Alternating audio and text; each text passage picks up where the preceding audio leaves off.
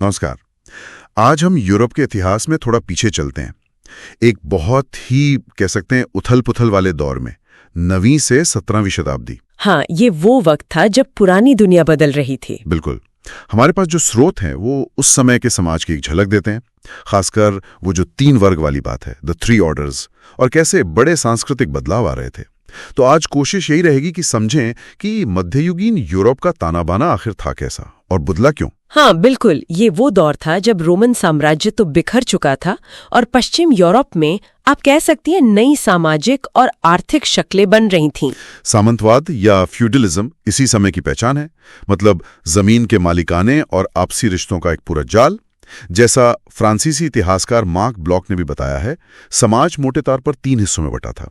पादरी वर्ग यानी प्रार्थना करने वाले, अभिजात वर्ग जो लड़ने वाले थे, और किसान यानी काम करने वाले। ये 3 वर्ग सुनने में तो बड़े साफ रखते हैं, पादरी, योद्धा, काम करने वाले, पर क्या ये वाकई इतने अलग थे? मतलब इनके बीच कोई लेन देन, कोई खिंचाव नहीं था? चलिए पहले वर्ग से शुरू करते हैं, पादरी। हाँ, पहला वर्ग पादरियों का। इनका रुतबा सिर्फ धार्मिक नहीं था, जमीनी मामलों में भी इनका बहुत असर था। कैथोलिक चर्च अपने आप में एक बहुत बड़ी शक्ति थी। उसके अपने कानून थे, वो टैक्स ले सकती थी और राजा पर भी निर्भर नहीं थी, कम से कम पूरी तरह से तो नहीं। अच्छा। हाँ, पश्चिमी चर्च का मुखिया पोप था रोम में, और चर्च के पास बहुत जमीनें भी थीं जिनसे अच्छी खासी आमदनी होती थी। यानी चर्च सिर्फ प्रार्थना की जगह नहीं, एक बड़ी आर्थिक और राजनीतिक ताकत भी। अच्छा, तो फिर दूसरा वर्ग, ये अभिजात वर्ग या नाइट्स, इनका क्या रोल था? हाँ, तो इनकी जड़ें मिलती हैं जर्मन कबीलों की पुरानी रस्मों में, खासकर वो जिसे वैजलेज कहते हैं, मतलब वफादारी के बदले जमीन और सुरक्षा, एक तरह का आपसी समझौता। राजा या लॉर्ड इन्हें जमीन देते थे, जिसे फीफ कहते थे, बदले में ये वफादारी निभाते थे और जरूरत पड़ने पे सैनिक सेवा देते थे। और इनके पास बड़ी बड़ी जागीरें होती थी, मैनोरियल एस्टेट्स। हाँ बिल्कुल, ये जागीरें अपने आप में छोटी दुनिया जैसी थी। खेत, चरागाह, जंगल, लोहार, बढ़ई, सब वहीं मिल जाता था। अच्छा, मतलब जरूरत की हर चीज वहीं पर।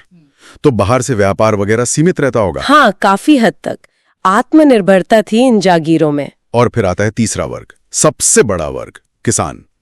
आबादी का विशाल बहुमत। इनकी जिंदगी तो काफी मुश्किल रही होगी, है ना? हाँ, बहुत। इनमें स्वतंत्र किसान भी थे और सर्फ भी थे। सर्फ यानी बंधुआ किसान। बंधुआ किसान? हाँ, मतलब वो लॉर्ड की जमीन से बंधे थे, उसे छोड़कर जा नहीं सकते थे। उन्हें लॉर्ड के खेतों पर मुफ्त में काम करना पड़ता था, बेगार करनी पड़ती थी और अपनी फसल का हिस्सा भी देना होता था। पीढ़ी दर पीढ़ी गुलामी जैसी स्थिति। मतलब हाँ, कह सकते हैं। लेकिन क्या हमेशा ऐसा ही रहा? मैंने सुना है 11वीं सदी के बाद कुछ बदलाव आए, खासकर खेती में। हाँ बिल्कुल आए, और ये तकनीकी बदलाव बहुत अहम थे। जैसे स्रोतों में जिक्र है, लोहे के भारी हल आए, घोड़ों के कंधे पर जुआ रखने का तरीका सुधरा, उनके खुरों में नाल लगने लगी, और वो 3 क्षेत्रीय फसल प्रणाली आई। 3 क्षेत्रीय फसल प्रणाली? हाँ, मतलब जमीन को 3 हिस्सों में बांटकर अलग अलग फसलें लगाना और एक हिस्से को खाली छोड़ना। इससे जमीन की उर्वरता बनी रहती थी। अच्छा, तो इसका नतीजा क्या हुआ? नतीजा, पैदावार बढ़ी, खाना ज्यादा हुआ तो आबादी भी बढ़ी, और यहीं से शहरों का विकास शुरू हुआ। शहरों का विकास? हाँ, व्यापार बढ़ा, नए शहर बसे और एक नया वर्ग सामने आया, व्यापारी और कारीगरों का। इन्होंने अपने संघ बनाए, गिल्ड। एक जर्मन कहावत भी मशहूर हुई, स्टार्टलुफ्ट माख्ट फ्राई, शहर की हवा आजाद करती है। अच्छा, क्यों? क्योंकि अगर कोई सर्फ भागकर शहर आ जाए और साल भर पकड़ा ना जाए तो वो आजाद हो जाता था। वाह। लॉर्ड का उस पे कोई हक नहीं रहता था। वाह, ये तो बड़ी बात है। और इन नए शहरों के केंद्र में अक्सर बड़े बड़े कैथेड्रल यानी चर्च बनते थे। थोड़ी ज्यादा उपज का मतलब था थोड़ी ज्यादा गुंजाइश, जिसने धीरे धीरे किसानों की सोच और मोल भाव करने की शक्ति को भी बदलना शुरू किया। ये वो दरारें थी जो प्लेग से पहले ही पड़ने लगी थीं। तो खेती के तरीकों में बदलाव ने अनजाने में ही सही सामाजिक बदलाव की नींव रख दी, मगर फिर 14वीं सदी में सब कुछ जैसे रुक सा गया। एक बहुत बड़ा संकट आया। सही? हाँ, बहुत बड़ा संकट। पहले तो मौसम बदला, ठंड बढ़ी, फसलें खराब हुई, भयानक अकाल पड़े, आबादी पहले ही बढ़ चुकी थी, जमीन पर बोझ था, और फिर आई वो कयामत, ब्लैक डेथ, ब्यूबोनिक प्लेग। ओह, प्लेग। हाँ, कहते हैं जहाज़ों पर आए चूहों से फैली ये बीमारी 1347 से 1350 के बीच इसने यूरोप की लगभग 20 to 40% आबादी खत्म कर दी। इतना ज्यादा? हाँ, ये एक ऐसा झटका था जिसने समाज की पूरी बुनियाद हिला दी। जो चीजें सदियों से तय लगती थीं, वो अचानक सवालों के घेरे में आ गईं। इतनी बड़ी तबाही का नतीजा क्या हुआ फिर? क्या वो पुरानी व्यवस्था, वो सामंतवाद टिक पाया? व्यवस्था बुरी तरह हिल गई। मजदूर इतने कम हो गए कि उनकी मांग बढ़ गई, मजदूरी बढ़ गई। अच्छा, तो किसानों को फायदा हुआ? कुछ हद तक। बचे हुए किसानों ने मोलभाव करना शुरू किया, ज्यादा आजादी मांगी।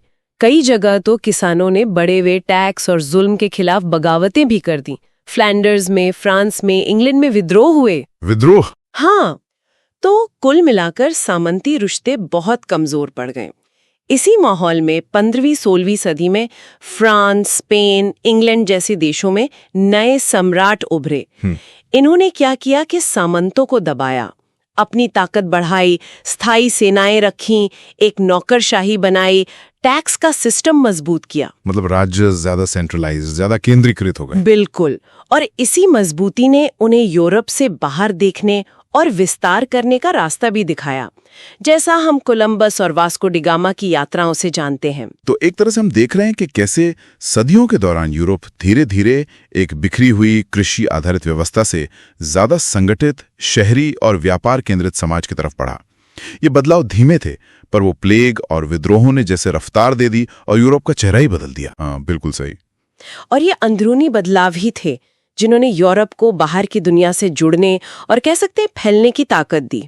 यहाँ एक सोचने वाली बात ये रह जाती है, क्या उन 3 वर्गों की संरचना या उस सामंती सोच की कोई छाया, कोई गूंज आज भी हमारे समाज में, हमारी संस्थाओं के काम करने के तरीके पर पड़ती है? ये वाकई एक विचार करने जैसा सवाल।